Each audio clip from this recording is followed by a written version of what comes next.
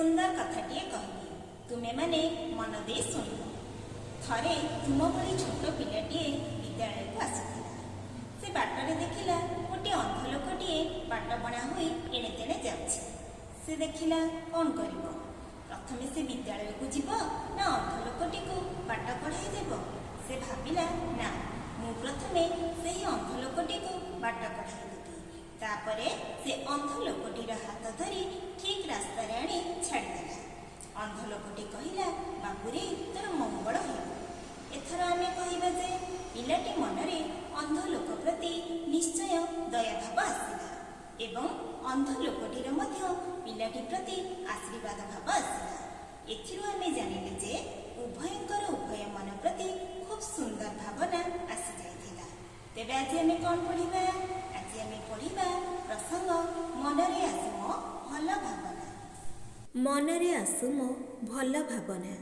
ଗଳ୍ପଟିର ଲେଖକ ହେଉଛନ୍ତି ଡକ୍ଟର ଚକ୍ରଧର ବିଶ୍ୱାଳ। ସେ ଜଣେ ଅଧ୍ୟାପକ ଥିଲେ। ଦୀର୍ଘ ବର୍ଷ ଅଧ୍ୟାପକ ଭାବରେ କାର୍ଯ୍ୟ କରି 2002 ମସିହା ଜାନୁଆରୀ ମାସରେ ଅବସର ଗ୍ରହଣ କରିଛନ୍ତି।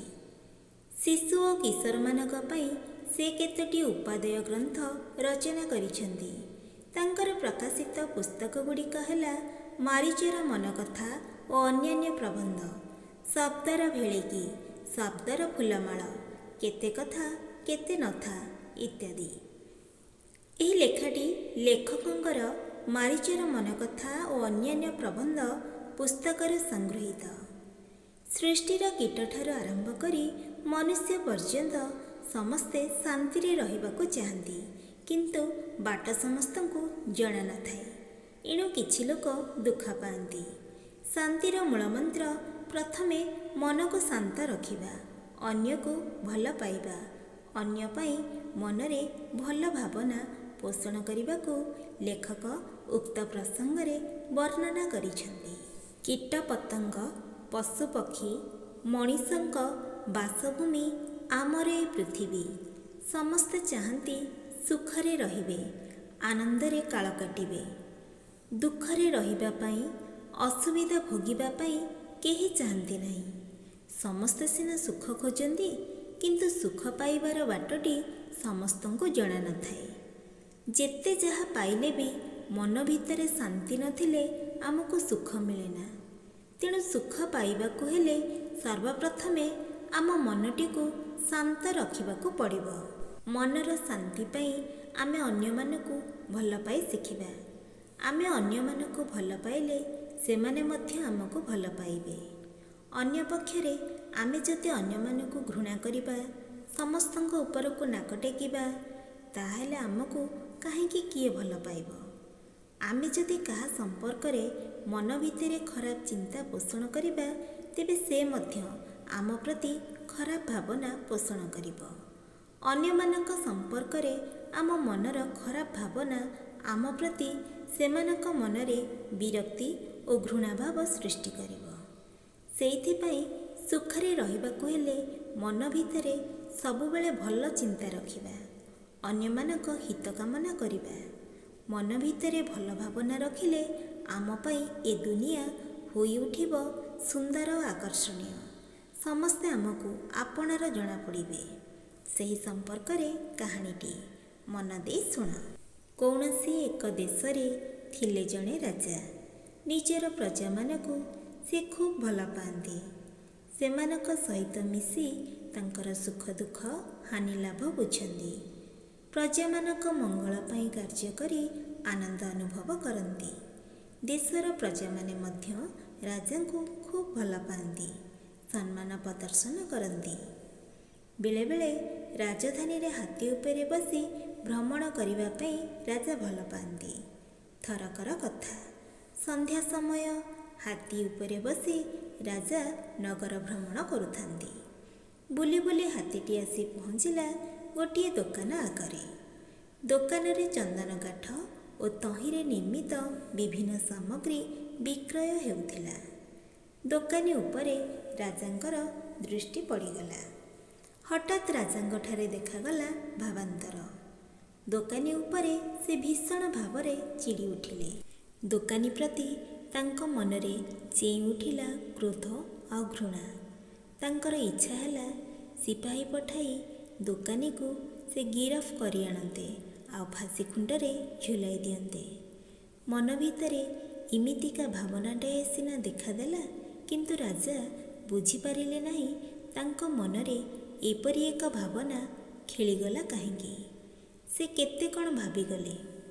ଦୋକାନୀଟି ତ ରାଜାଙ୍କର କିଛି କ୍ଷତି କରିନଥିଲା। କେବେ କୌଣସି ଦୋଷ କରିଥିବା ବିଷୟ ମଧ୍ୟ ରାଜା ମନେ ପକାଇ ପାରୁନଥିଲେ। ତାହେଲେ ଦୋକାନୀ ପ୍ରତି ତାଙ୍କ ମନରେ ଏପରି ଏକ ଖରାପ ଭାବନା ଆସିଲା କାହିଁକି? ମନ କଥା ମନରେ ରଖି ରାଜା ସେଦିନ ଉଆସକୁ ଫେରିଗଲେ। ରାଜା ଥିଲେ ଜଣେ ଶାନ୍ତ ସ୍ୱଭାବର ଲୋକ। ଶୋଷଣ, ପୀଡ଼ନ, ପ୍ରଜାଙ୍କ ପ୍ରତି ଅତ୍ୟାଚାର କରିବା ଭଳି କୁକର୍ମ ସହିତ ତାଙ୍କର ଆଦୌ ସମ୍ପର୍କ ନଥିଲା। ରାଜା ନିଜକୁ ଖୁବ୍ ବିଚଳିତ ବୋଧ କରୁଥିଲେ। ନିଜ ମନ ଭିତରେ ଦେଖାଦେଇଥିବା କୁଚିନ୍ତାର କାରଣ ଖୋଜିବା ପାଇଁ ସେ ଉତ୍କଣ୍ଠିତ ହେଲେ। ପରାମର୍ଶ ଉଦ୍ଦେଶ୍ୟରେ ମନ୍ତ୍ରୀଙ୍କୁ ସେ ପାଖକୁ ଡକାଇଲେ। ମନ୍ତ୍ରୀ ପହଞ୍ଚିବା ପରେ ତାଙ୍କ ଆଗରେ ସବୁ କଥା ଟିକିନିଖି କରି ବର୍ଣ୍ଣନା କଲେ। କୌଣସି ଦୋଷ କରିନଥିବା ସେହି ଦୋକାନୀଟି ସମ୍ପର୍କରେ ତାଙ୍କ ମନରେ ଏପରି ଭାବନା ଆସିଲା କାହିଁକି? ଯେପରି ହେଉ ପଛେ ଏହାର କାରଣ ଅନୁସନ୍ଧାନ କରି ବାହାର କରିବା ପାଇଁ ମନ୍ତ୍ରୀଙ୍କୁ ରାଜା ଅନୁରୋଧ ଜଣାଇଲେ। ତା ପରଦିନ ସନ୍ଧ୍ୟାବେଳେ ମନ୍ତ୍ରୀ ଯାଇ ପହଞ୍ଚିଲେ ଚନ୍ଦନ କାଠର ବିକ୍ରେତା ସେହି ଦୋକାନୀଙ୍କ ପାଖରେ। ଦୋକାନୀଟି ଥିଲେ ମନ୍ତ୍ରୀଙ୍କର ଜଣେ ବନ୍ଧୁ।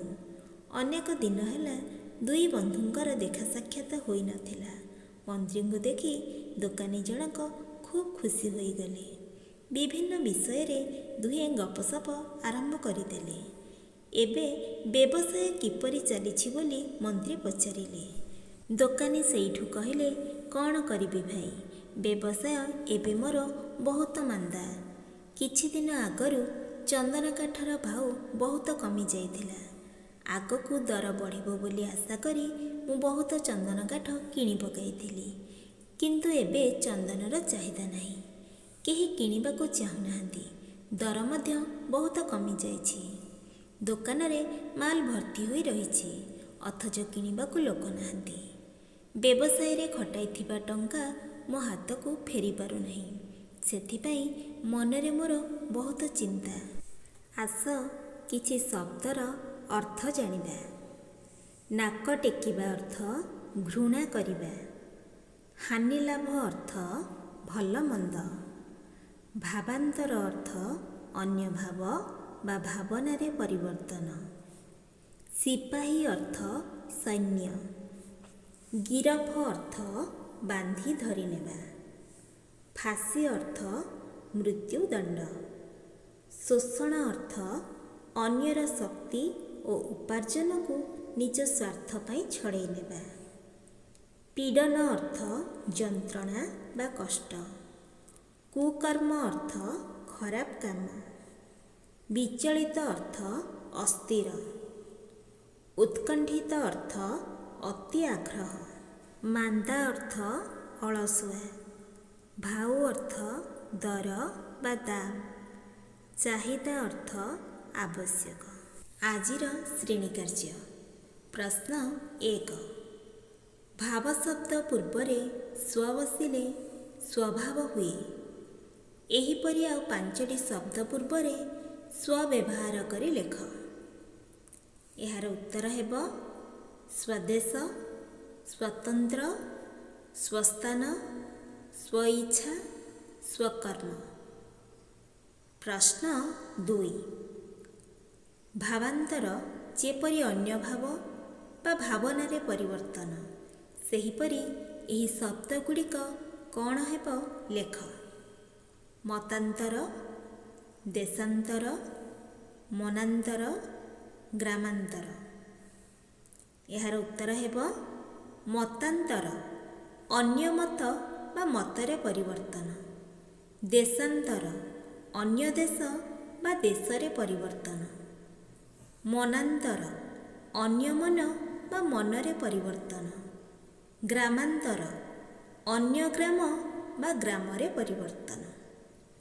ପ୍ରଶ୍ନ 3 ଯେପରି ନାକ ଟେକିବାର ଅର୍ଥ ଘୃଣା କରିବା, ସେହିପରି ତଳେ ଦିଆଯାଇଥିବା ପଦଗୁଡ଼ିକର ଅର୍ଥ ବୁଝାଇ ଲେଖ। କାନ ପାରିବା, ଆଖି ପକାଇବା, ଭାଗ ବସାଇବା, କପାଳ ଫାଟିବା। ଏହାର ଉତ୍ତର ହେବ କାନ ପାରିବା। ଲୁଚି ଲୁଚି ଶୁଣିବାକୁ ଚେଷ୍ଟା କରିବା, ଆଖି ପକାଇବା, ଲୋଲୁପ ଦୃଷ୍ଟି ପକାଇବା, ଭାଗ ବସାଇବା, ବଳପୂର୍ବକ ଦଖଲ କରିବା, କପାଳ ଫାଟିବା, ସର୍ବନାଶ ଘଟିବା। ଆଜିର ଗୃହ କାର୍ଯ୍ୟ। କାର୍ଯ୍ୟଫର୍ଦ୍ଦ 1। ପ୍ରଶ୍ନ 1 2 ବା 3ଟି ବାକ୍ୟରେ ଉତ୍ତର ଲେଖ। କ ସୁଖ ଚାହିଁବାକୁ ହେଲେ ଆମକୁ ପ୍ରଥମେ କ'ଣ କରିବାକୁ ହେବ? ଖ ଆମେ କ'ଣ କଲେ ଆମକୁ ସମସ୍ତେ ଭଲ ପାଇବେ? ଗ ରାଜାଙ୍କ ସ୍ୱଭାବ କିପରି ଥିଲା? ଘ ରାଜା ପ୍ରତିଦିନ କେଉଁ କାମଟି କରିବାକୁ ଭଲ ପାଉଥିଲେ? ଙ ପ୍ରଥମେ ଦୋକାନୀ ଜଣଙ୍କୁ ଦେଖି ରାଜାଙ୍କର କ'ଣ କରିବାକୁ ଇଚ୍ଛା ହେଲା? ଚ ରାଜା ନିଜର ଦୁଶ୍ଚିନ୍ତା ସମ୍ପର୍କରେ କାହା ସହିତ ଆଲୋଚନା କଲେ? ଛ ମନ୍ତ୍ରୀ ଦୋକାନୀ ବନ୍ଧୁଙ୍କ ସହ କାହିଁକି ଦୁଃଖ ସୁଖ ହେବା ପାଇଁ ଚାହିଁଲେ? ଜ ଦୋକାନୀ ଜଣଙ୍କ ମନ୍ତ୍ରୀକୁ ନିଜ ବ୍ୟବସାୟ ସମ୍ପର୍କରେ କ'ଣ କହିଲେ? ପିଲାମାନେ ମନ ଦେଇ ପଢ଼ିବ। ଆଜି ପାଇଁ ଏତିକି। ରହୁଛି। ଧନ୍ୟବାଦ।